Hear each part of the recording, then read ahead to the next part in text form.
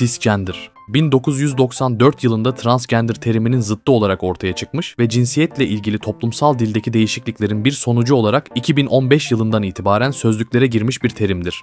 Doğumda atanan cinsiyeti ile kişinin kendi cinsiyet kimliğinin aynı olması durumunu ifade eder. Yani bir kişi doğduğunda erkek olarak tanımlanmışsa ve kendini de erkek olarak hissediyorsa cisgender kabul edilir. Aynı şekilde doğumda kadın olarak tanımlanmış ve kendini kadın olarak hisseden biri de cisgender'dır. Cis kelimesi Latince kökenlidir ve aynı tarafta anlamına gelir. Günlük hayatta aslında çoğu insan cisgender olarak kabul edilir fakat bu kavram genellikle toplumsal cinsiyet çeşitliliğini anlatırken bir karşılaştırma yapmak için kullanılır. Transgender, doğumda atanan cinsiyet ile kişinin kendi hissettiği cinsiyetin farklı olması durumunu ifade eder. Yani bir kişi doğduğunda erkek olarak tanımlanmış olabilir ama kendini kadın olarak hissedebilir ya da doğduğunda kadın olarak tanımlanmış ama kendini erkek olarak hissedebilir. Bunun yanında bazıları kendilerini ikili sistemin dışında, yani sadece kadın ya da erkek olarak değil de farklı bir cinsiyet kimliğiyle tanımlar. Transgender olmak kişinin kim olduğuyla ilgilidir. Yani kişinin cinsel yönelimiyle karıştırılmamalıdır. Bu kimliğe sahip bir kişi heteroseksüel, eşcinsel, biseksüel ya da aseksüel olabilir. Bazı transgender bireyler toplumsal cinsiyet ifadesini uyumlu hale getirmek için hormon tedavisi veya cerrahi süreçlerden geçmeyi tercih edebilir. Ancak bu bir zorunluluk değildir. Birçok transgender kişi herhangi bir tıbbi müdahale olmadan da kendi kimliğiyle yaşar.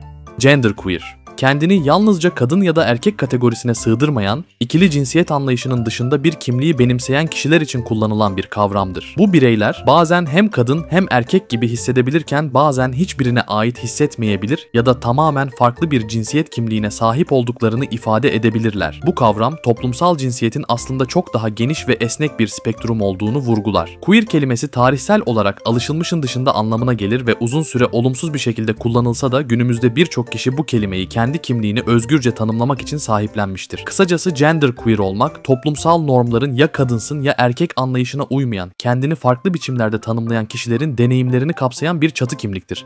Agender, kelime anlamı olarak cinsiyetsiz demektir ve kendini herhangi bir cinsiyet kimliğiyle tanımlamayan kişileri ifade eder. Yani bu bireyler kendini ne kadın ne de erkek hisseder. Hatta bazen hiçbir cinsiyete sahip olmadıklarını düşünür. Bazıları da cinsiyet kavramını kendileri için tamamen önemsiz veya ilgisiz görür. Bu bireyler kendilerini günlük yaşamda farklı şekilde ifade edebilirler. Kimisi daha nötr bir tarz benimserken, kimisi toplumsal olarak kadınsı ya da erkeksi görülebilecek biçimlerde yaşayabilir. Bu çeşitlilik, kimliğinin kişinin kendi algısıyla ilgili olduğunu gösterir.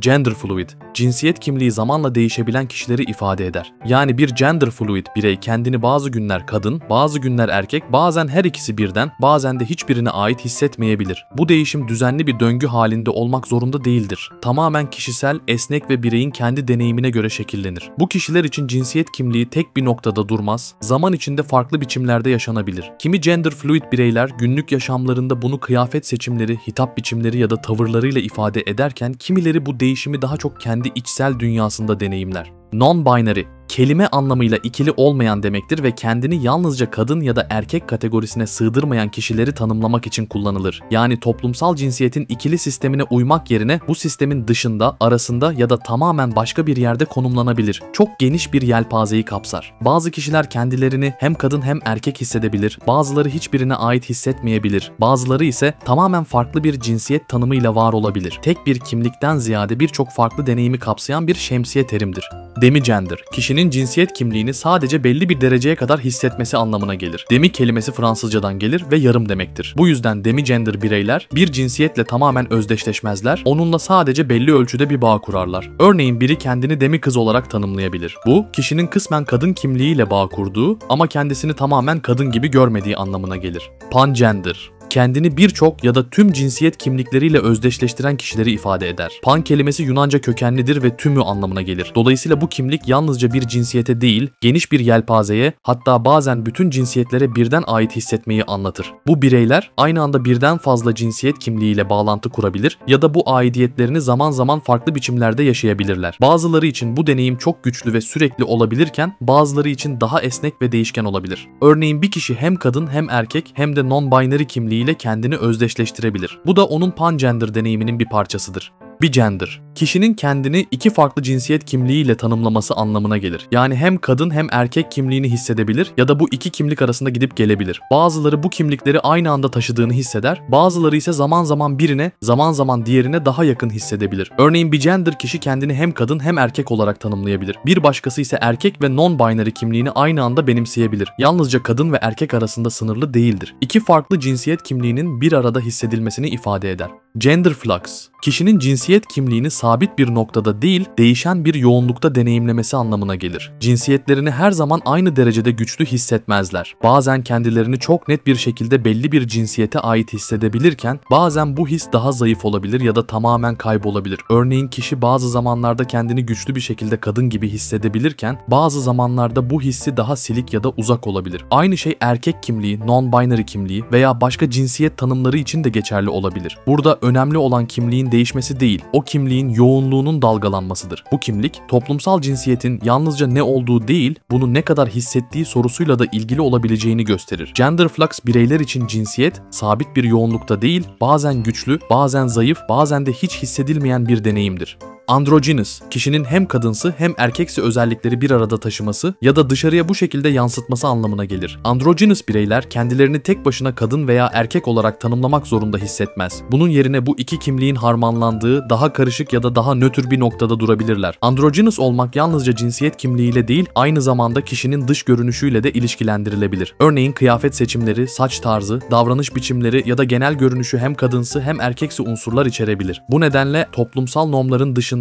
daha esnek bir cinsiyet ifadesine sahip olurlar. Kimi bireyler için kendi içsel kimliklerini tanımlamanın bir yolu iken, kimileri için bu daha çok dışarıya yansıttıkları bir ifade biçimidir. Gender mask, kişinin cinsiyet kimliğini ya da ifadesini daha çok maskülen, yani toplumsal olarak erkeksi olarak kabul edilen özelliklerle tanımlaması demektir. Buradaki mask kelimesi maskülen sözcüğünün kısaltmasıdır. Bu bireyler kendilerini illa erkek olarak tanımlamak zorunda değildir. Örneğin non-binary bir kişi de cinsiyet kimliğini maskülen bir şekilde ifade etmeyi tercih edebilir. Yani bu kavram kişinin kimliğinden çok cinsiyetini nasıl yaşadığı ve dışarıya nasıl ifade ettiği ile ilgilidir. Bu kimlik saç stili, kıyafetler, davranış biçimleri ya da genel tavırlarla yansıyabilir. Ancak kalıplaşmış erkeksi rollerin aynısını benimsemek anlamına gelmez. Daha çok kişinin kendi kimliğini maskülen yönüyle ortaya koyma biçimidir. Toplumsal cinsiyet spektrumunda maskülenliğe yakın duran ama illa erkeklikle sınırlı olmayan bir kimliği ifade eder. Neutroa, kendini nötr bir cinsiyet kimliğiyle tanımlayan kişilerin kullandığı bir terimdir. Bu kimlik genellikle ne kadın ne erkek olmayı, yani cinsiyet spektrumunda tarafsız bir noktada konumlanmayı ifade eder. Bazı bireyler için bu tamamen cinsiyetsiz hissetmek anlamına gelirken bazıları için daha çok nötr bir cinsiyet deneyimini anlatır. Bu kimliği benimseyen kişiler günlük yaşamda bu nötrlüğü kıyafetleriyle, tavırlarıyla ya da tercih ettikleri zamirlerle ifade edebilir. Kimileri kendilerini görünürde olabildiğince cinsiyetsiz bir şekilde sunmayı seçerken kimileri için bu daha çok içsel bir deneyimdir. Benzer videolar yapmaya devam edeceğim. Videoların devamı için beğenmeyi ve kanala abone olmayı unutmayın. Ayrıca bir sonraki video fikrini de yorumlarda bizimle paylaşabilirsiniz.